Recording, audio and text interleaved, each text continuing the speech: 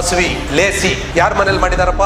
ನಮ್ಮ ಹೆಣ್ಮಕ್ಳು ಮಾಡಿದಾರ, ಹೌದಲ್ಲ? ಮೇಲ್ಜಾತಿಯರ ಮನೆಗೆ ಮಾಡಿದಾರೆ ಇದನ್ನ. ಮೇಲ್ಜಾತಿಯರ ಮನೇಲಿ ಇದೆಯಾ ಈ ಪದ್ಧತಿ? ಪರಿಶಿಷ್ಟ ಜಾತಿ ಪರಿಶಿಷ್ಟ ಪಂಗಡದವ್ರ ಮನೆಯಲ್ಲ ದೇವದಾಸಿ ಲೇಸಿ. ದೇವದಾಸಿ ಹುಟ್ಟದ ಮಕ್ಕಳು ಇವತ್ತು ತಂದೆ ಯಾರು ಅಂತಂದ್ರೆ ಕೇಳ್ಕೊಂಡ್ರೆ ನೆಲ ನೋಡ್ತಾರಿಲ್ಲ.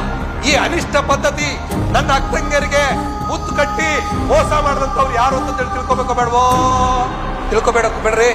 ಸಮಾನತೆ, ಮನುಷ್ಯ ಎಲ್ಲ ಒಂದು, ನಾವೆಲ್ಲರೂ ಒಗ್ಗಟ್ಟು ಅಂತ ಹೇಳಿ ಮಾತನಾಡ್ತಾರೆ. ಹುಚ್ಚವ್ನಳ್ಳಿರುವಂತ ಗ್ರಾಮದಲ್ಲಿ ಒಬ್ಬ ರತ್ನಮ್ಮನ ಅಂತ ಹೆಣ್ಮಗಳನ್ನ ಯಾರು ನಮ್ಮ ಮಾದಿಗ ಸಮುದಾಯದ ಹೆಣ್ಮಗಳು ಏನ್ ಮಾಡಿದ್ರು ಗೊತ್ತ? ಅವಳಿಗೆ ಮಾದಿಗಲ್ಲ, ನಾಯಕ ಸಮುದಾಯದ ಹೆಣ್ಮಗಳು. ಅವಳ ಈ ಬೆನ್ನಿಗೆ ಕೊಕ್ಕೆ ಹಾಕಿ ಸಿಡಿ ಆಡೋದು, ಸಿಡಿ ಮೇಲೆ ಕಟ್ಟಿ ಅವಳು ತಿರುಗಾಡಿಸೋದು, ಕೆಳಗಡೆಯಿಂದ ತೆಂಗಿನಕಾಯಿಯಿಂದ ಹೊಡೆಯೋದು, ಬಾಳೆಹಣ್ಣಿನಿಂದ ಹೊಡೆಯೋದು. ದೇವದಾಸ್ ಹೆಣ್ಮಗಳು ಒಂದಿನ ಕೂರ್ಸಿ ಹೇಳಿದೆ, ಯಾಕಕ್ಕ ಇದೆಯಲ್ಲ ಅಂತ. ನನಗೆ ಇಷ್ಟ ಇಲ್ಲಪ್ಪ, ಏನ್ ಮಾಡ್ಲಿ, ನಾನು ಮಾಡಲ್ಲ ಅಂತ ಅನ್ನೋದು ಕೂಡ ನಾನು ಸಾಯಿಸೋದಕ್ಕೆ ಹಿಂಗ್ ಮಾಡ್ತಾ ಇದ್ದಾಳ. ನೀನ್ ಮಾಡಬಾರ್ದು ಅಂತ ಹೇಳಿ ಜೋರಾಗಿ ಪ್ರತಿಭಟನೆ ಮಾಡಿದ್ಲು. ಇವತ್ತು ಅದನ್ನ ನಾನು ಮಾಡಲ್ಲ ಅಂತ ಹೇಳಿದ್ಲು. ಅವಳಿಗೆ ಬಹಿಷ್ಕಾರ ಆಗ್ತೀವಿ ಅಂತ ಹೇಳಿ ಹೊರಟಿದ್ರು. ಕಾನೂನು ಅವಳ ಜೊತೆ ನಮ್ಮೆಲ್ಲ ಸಂಘಟನೆಗಳು ಗಟ್ಟಿಯಾಗಿ ನಿಂತರು.